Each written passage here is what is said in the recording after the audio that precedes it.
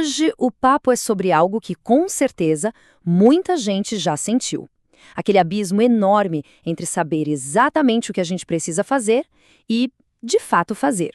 O que vamos explorar hoje vem de uma sessão de mentoria privada que tentou justamente criar uma ponte para atravessar esse abismo. E a grande questão é essa, não é verdade? É muito comum a gente ter o plano perfeito, saber cada passo do caminho e, mesmo assim, o plano fica na gaveta. Essa dificuldade é uma experiência super-humana e é exatamente o ponto de partida da nossa análise de hoje.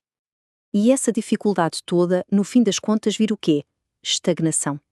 Na tal sessão de mentoria, o que se percebeu é que vários participantes estavam partilhando desafios muito parecidos. Isto mostra que essa sensação de estar patinando no mesmo lugar não é um problema isolado, mas sim uma luta bem comum.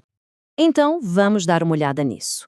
Os obstáculos que apareceram na conversa são velhos conhecidos de muita gente, né? Procrastinação, aquela falta de consistência, o clássico "tenho 1000 ideias, mas não tiro nenhuma do papel", e, claro, a sensação de estar paralisado na zona de conforto. Mas tudo isso são só os sintomas de algo mais fundo.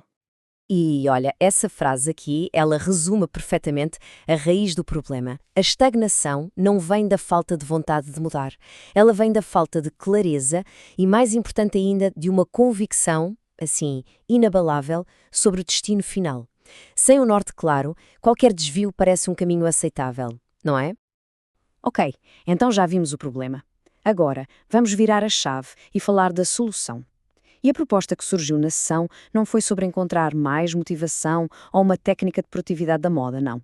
Foi sobre algo muito mais profundo, construir uma vida em cima de um conjunto de princípios que não se negociam. A ideia central que o mentor trouxe é que a verdadeira mudança acontece quando se para de hesitar. Em vez de ficar pesando prós e contras em cada pequena decisão, a proposta é ter uma única fonte de verdade, que, no contexto dessa mentoria, era a palavra de Deus como a base para todas as ações. Isso tira a ambiguidade e cria um caminho reto. E aqui entra um conceito que é, olha, fundamental, a desimportância. Isso não tem nada a ver com baixa autoestima, pelo contrário. É sobre humildade. É entender que o objetivo é servir e não ser o centro das atenções. Essa mentalidade simplesmente liberta do peso do ego e permite um foco total no processo, na disciplina de fazer o que tem que ser feito. Essa frase virou quase um mantra para o grupo. Um lembrete muito poderoso de responsabilidade pessoal total. Não dá para delegar o que só a própria pessoa pode fazer. Cuidar do corpo, da mente, do espírito. Isso é intransferível. Ninguém pode fazer isso por nós. Certo, com esse princípio bem estabelecido, a conversa avançou para o como. Porque no final, a convicção precisa virar a ação diária, certo? Então, vamos ver quais foram as ferramentas práticas para fazer isso acontecer. A primeira grande ferramenta apresentada foi a engenharia reversa, e isso é uma maneira super eficaz de ganhar clareza. Em vez de pensar o que eu faço agora para chegar lá, o processo começa lá na frente, com o objetivo final super bem definido. E a partir daí se trabalha de trás para a frente, mapeando tudo o que é necessário para chegar lá. E como é que isso funciona na prática?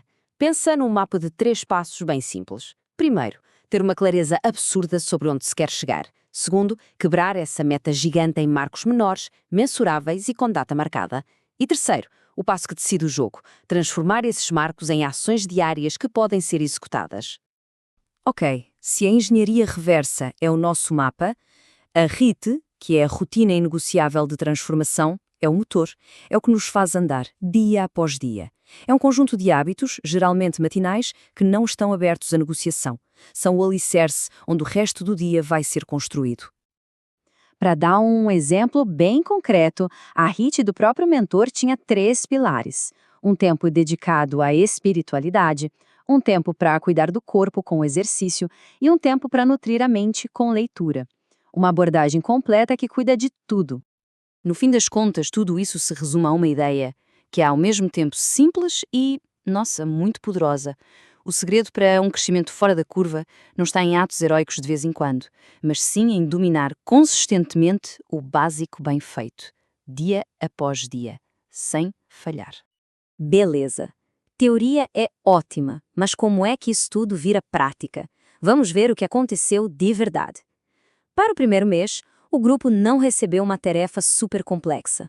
Pelo contrário, recebeu uma missão de nivelamento para construir a base de tudo que viria depois. O objetivo de fevereiro era bem direto ao ponto, praticar aquela tal desimportância e focar totalmente em executar os fundamentos. A ideia era primeiro fortalecer o músculo da disciplina antes de tentar levantar pesos maiores, entende? E o que era esse básico bem feito na prática? Bom, ele foi dividido nessas metas aqui, bem claras e que podiam ser medidas. Para a mente, ler 2 livros. Para o corpo, no mínimo 3 treinos por semana, registrando tudo num aplicativo.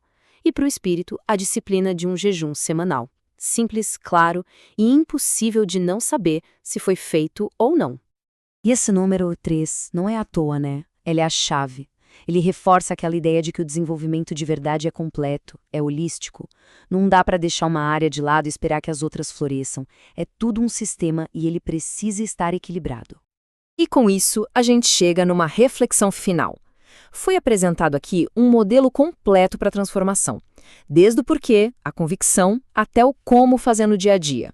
A pergunta que fica no ar para todo mundo pensar é essa: qual seria aquela única coisa básica que, se fosse feita bem feita, com consistência, a partir de amanhã, poderia começar a mudar o jogo todo?